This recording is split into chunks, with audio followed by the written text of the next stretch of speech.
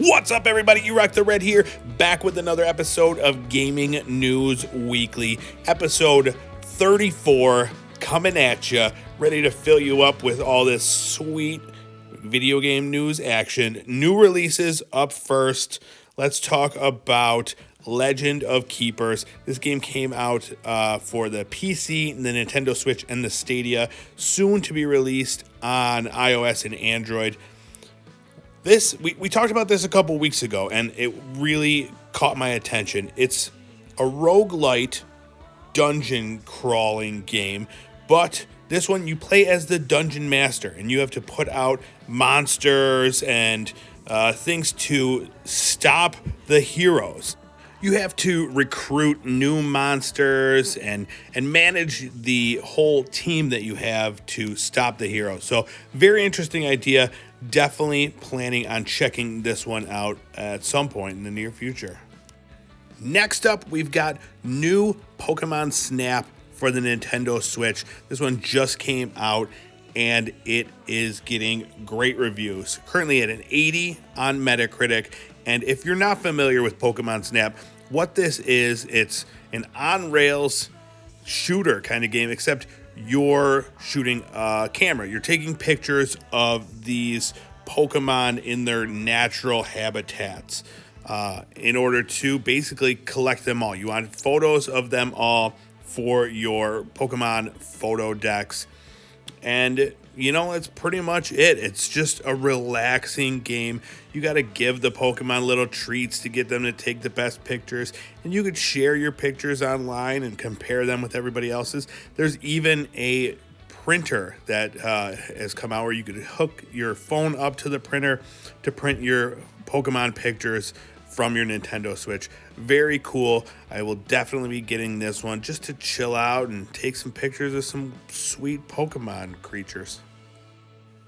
All right, next up, let's talk about this brand new PlayStation 5 game that just came out, Returnal by Housemarque Studios. Now, Housemarque has made a whole bunch of great games for the PlayStation consoles, and this one seems like it's going to be another hit. Currently at 86 on Metacritic, getting amazing reviews. Now, what this game is, it's roguelike gameplay in that every time you die, things change. The enemies change, and you have to replay it. But this one, it's a third-person shooter, so pretty cool idea. And the way that it looks, the way that it's done, is very original, and it looks like the gameplay is a lot of fun. One thing I'm uncertain about is that I've heard that it's too hard right now.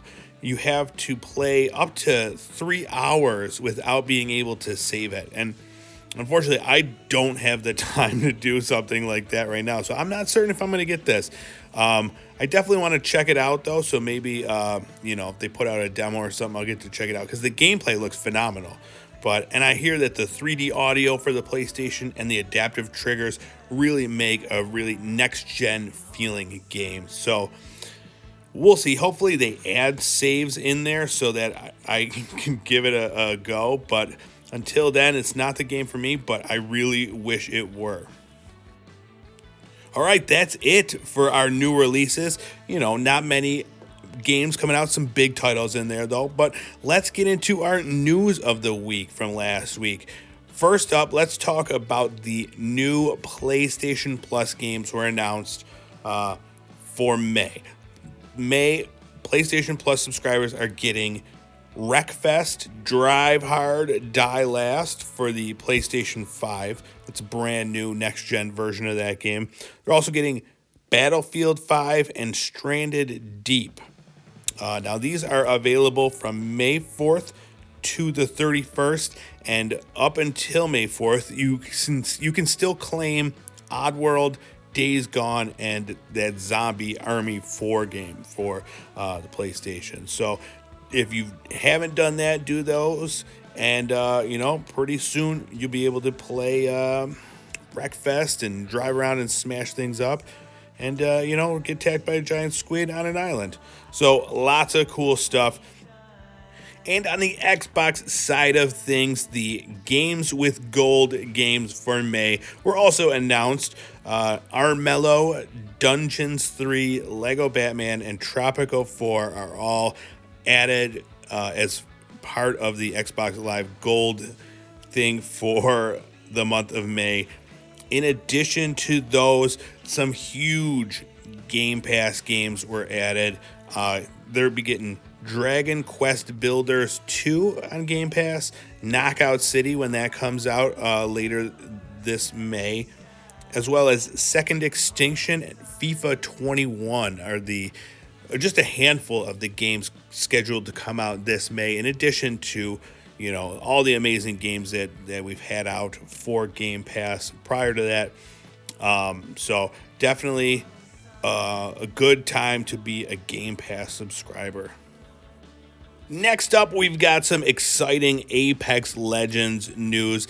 Apex Legends Legacy coming out, introducing a brand new permanent mode, Arenas. What it is, it's a 3v3 multi-round just showdown. Just, 3v3. There's eliminations. You come back in between rounds, though. Sounds like a lot of fun. You don't got to worry about other teams getting you from behind or, all that stuff. Just showing off your gun skills in a 3v3 arena mode. In addition to that, there's also a new weapon. Looks like a new bow. A new legend. This dope chick Valkyrie that just flies with rocket packs and shoots out rockets and then can take the whole team in the air. Looks amazing. That one looks like she'll be a lot of fun to play as. And then on top of that, there's like this infestation that came in and just a bunch of stuff being added. A whole new Legacy Battle Pass. So lots of cool stuff coming to Apex Legends. This comes May 4th, I believe. So keep an eye out for that. Should be a lot of fun. In more multiplayer news, albeit bad news, it was announced that Resident Evil Reverse has been delayed until summer 2021.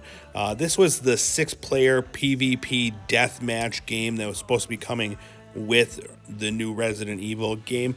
There have been a few issues with it. There was a beta recently, and there was a lot of matchmaking issues and that sort of thing. So unsure if this is why it's been delayed. Most likely.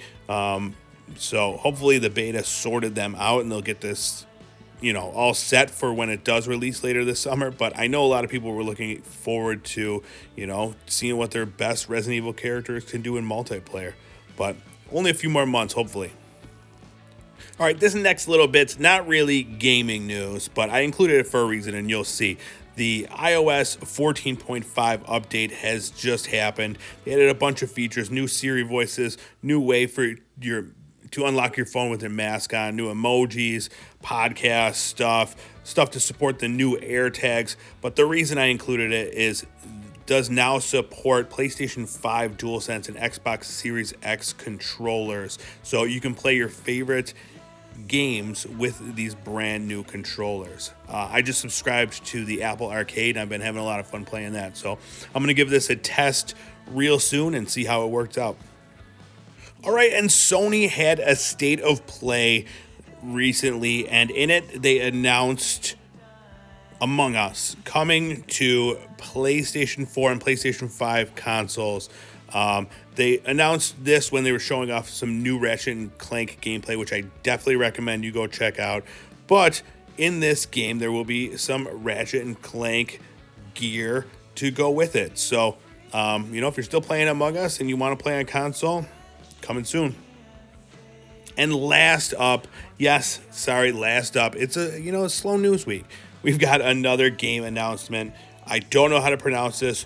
Jin Yuan Sword 7 was what I'm going to say. But I wanted to include this. It was just announced, and it looks really cool. It's basically the Chinese version of Final Fantasy.